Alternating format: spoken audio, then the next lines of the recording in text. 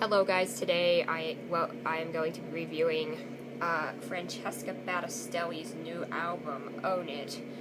So this is a Christian contemporary artist who I've had a very long history with. I own her CDs. I used to listen to her all the time when I was 12 or 13. I wasn't really very much exposed to music outside of, we listened to like some older things, like we listened to the Beatles. I loved the Beatles even then. But in general, I wasn't really very exposed to like a lot of modern music because outside of like Sarah Bareilles, because it was like considered, and everything had to be approved before it came to us. So Christian music was a great, hey, we don't have to think about it, we didn't have to approve it kind of thing for us. And so basically, I listened to this. I don't like contemporary Christian music. I am not coming at this from a contemporary Christian music fangirl person. Like, I've seen her in concert. I used to love her so much. And I'm not saying I don't like her. I'm not saying she's a bad person or anything. When I say I don't love her, I mean I don't love the genre of music anymore. I don't like contemporary Christian music. I don't like the cliches. I don't like the I Love You God songs that just seem so fake.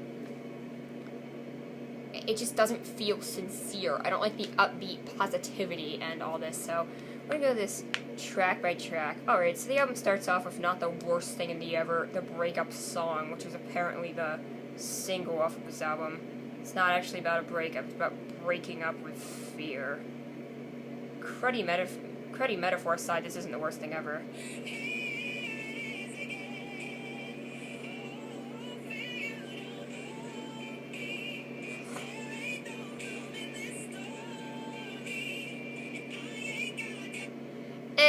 This song's growing on me. I still have a soft spot for her, because I listened to her all the time when I was younger. There are some songs on this album which we'll get to that I won't listen to again. She got sort of, 50s sound going on. It's a very safe sound, but I enjoy it. It sounds good, the production is good, and her voice is good. She has a great voice. I wish she would sing some stuff that's a little more in-depth and interesting.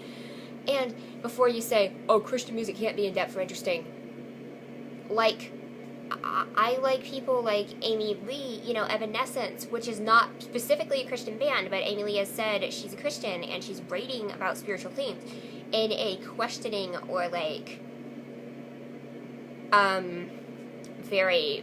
she's not at a good place in some of the songs. That's what I want to hear. I want to hear people like struggling with nonsense. If you have it all together, Francesca, which it's what it sounds like she does. I'm sure she doesn't, but she's has this like fake confidence that really bothers me about her work. She's always been that way. I don't think she has changed. I think I have changed in my appreciation of the genre.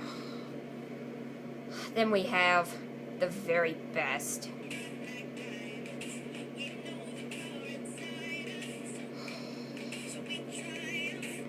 Okay, basically this song is a kind of positivity, perky song, but my biggest problem with it is that it's like, we're nothing less than the very best. It's like, we as Christians, that's the only group of people I can think that she's talking about, or we're nothing less than the very best. Basically, it's a Christians are better than everyone else song, and that may not be what she's going for, but that's how it comes off to me. It leaves a bad taste in my mouth, and I don't like it.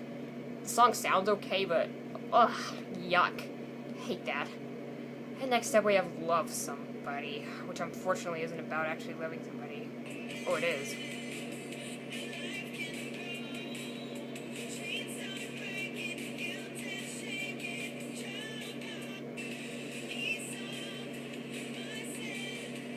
It's about what happens if you love somebody and show them Jesus. Yay! It doesn't work like that from my experience. Like, I'm sorry, but like, I have had so much problems with like religion and faith and like what I should believe, what I should not believe. Like, anybody who has it all together, props to them, but this is one of those songs that really bugs me. It's like, you show me Jesus and I'll immediately be an awesome person. No! It doesn't work like that, lady. Next up is Royalty, one of those, yeah, we're God's royalty kind of songs. It's going for a more low-key vibe instrumentation-wise.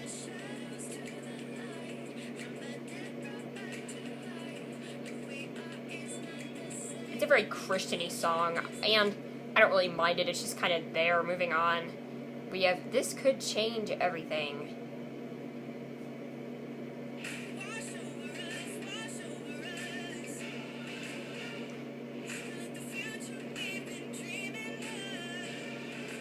Ugh. I don't like this. It's just one of those songs where, I don't know, I guess God changes everything. And I'm not trying to sound sarcastic. I'm not trying to, like, put God down or anything. Believe me, I would never do that.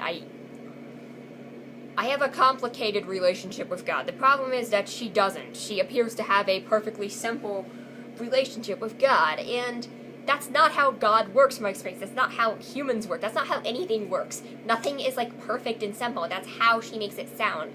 And this is my biggest problem with the genre as a whole. It feels fake and plasticky. It feels like you're putting on a sheen or an image. Like, I mean, that's just my biggest problem with it. It feels so happy and, like, plasticky. I'm not saying all happy songs are bad. I mean, like, Mr. Blue Sky is a happy song. Like, there are plenty of happy songs that I like. I even like Happy, like the song Happy. I'm just saying, Christian happy music bothers me because it's so confident in its happiness. It's like, yay, we're Christians, we're better than everyone, you should all be Christians too, yay, we're happy, we love God. That's not how, like, from my experience, it's like, God, you suck, I hate you, you ruined my life, if you're real, what is your problem? Like, that's what I want to say to God. I don't want to say, like, God, you're awesome, yeah, like, why don't we get songs like that? Why don't we get songs like, you suck, God? Like, that sounds wrong, but it's in the Psalms. I mean, those are, like, actual things in the Bible. Like, they don't say you suck, God, but, like, they say, they look whiny. The Psalms are whiny. Like, contemporary Christian music sucks. Next up is You Belong.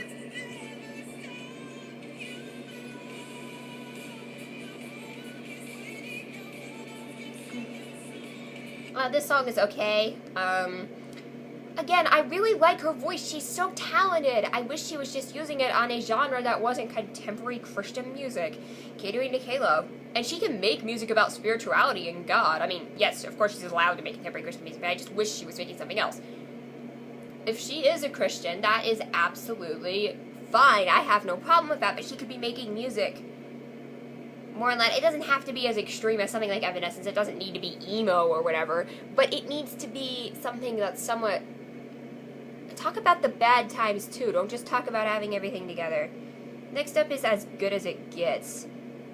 It's one of those songs which sounds like it could be a love song to a guy, but I think it's a love song to God. Love songs to God creep me out. Like, I don't know. I just don't like it. I'm sorry. Also, this is a ballad. Snore.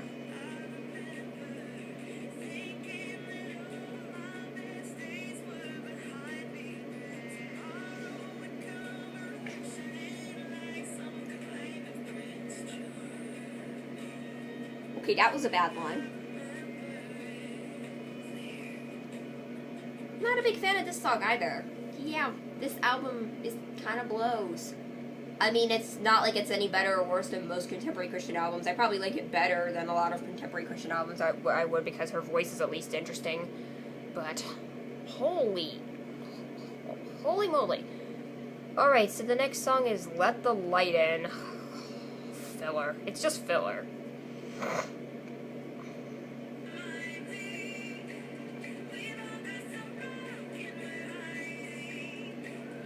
Yeah, we've all got something broken we're hiding, said with the most cheerful voice ever. Girl, if you're gonna sing about brokenness, sing about brokenness. The title of Evanescence's debut album was Fallen. What does that tell you? Plum had a song about cutting herself in 2006, and now she's making boring, Lord, I'm ready now crap. I hate the marketing of contemporary Christian music. I hate K-Love. I hate that kind of music. If you want to talk to God about your problems through music, so be it. It's a great way to get it out, but please, don't try to be pandering to K-Love. And if I'm going to be honest, somebody like Plum sold K-Love. Somebody like Francesca has always been that K-Love-y kind of artist. And to think she used to be like my favorite artist. Alright, next up is Defender featuring Stephanie Gretzinger. I don't even know who this is, but also, can I mention that this song is 7 freaking minutes long? Okay, that's like the length of Hey Jude, okay? That's like the length of, like, a lot of the songs on Dark Side of the Moon, okay? That's a long song. Most songs are not 7 minutes. But Christian songs are. This one's called Defender, and yes, it's a song about God, obviously. Everything on this album is about God. She couldn't be bothered to write something like... And a lot of it's in the delivery and the sincerity of it, too, and we'll get into this in a minute. But, like, on her first album, My People Heart, the song Beautiful, Beautiful, which is a song praising God. It's more, I would say it's more in the worship vein, and I think that song is beautiful, no pun intended. I love that song. I don't necessarily agree with it, but I love it. And what I'm trying to say about her is that it has to do with the delivery. You feel like she means it when she's singing it. But like, a lot of these songs are just fake and peppy, especially the one about, like, we're better than everyone, which is not how she says it, but that's what it sounds like. But this song is called Surrender, and it's 7 minutes long, which is a little bit long, and it's a piano ballad, kinda.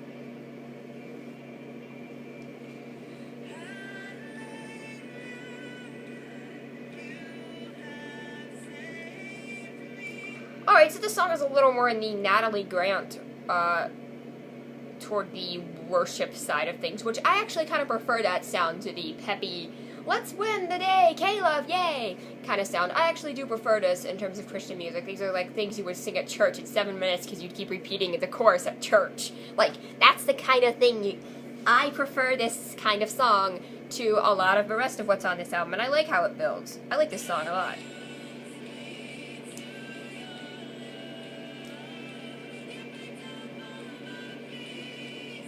I mean, this reminds me of something like Beautiful, Beautiful. I mean, I wouldn't say it's as good as Beautiful, Beautiful, but it's something that carries a melody, built on it. It's got more of that worship song kind of thing. It feels legit, even though it's the same kind of I love you, God.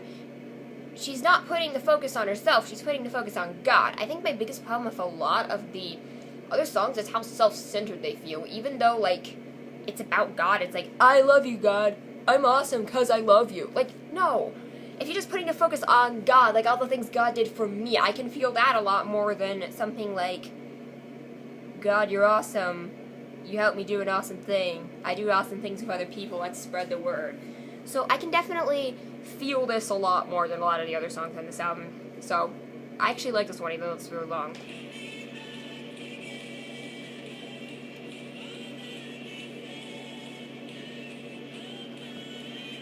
I mean, same thing of something like Holy Spirit. I like a lot of her songs, and she has a good voice. And then the last song is called Freedom. It's pretty much filler.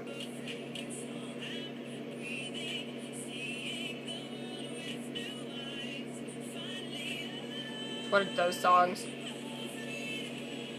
It's just filler.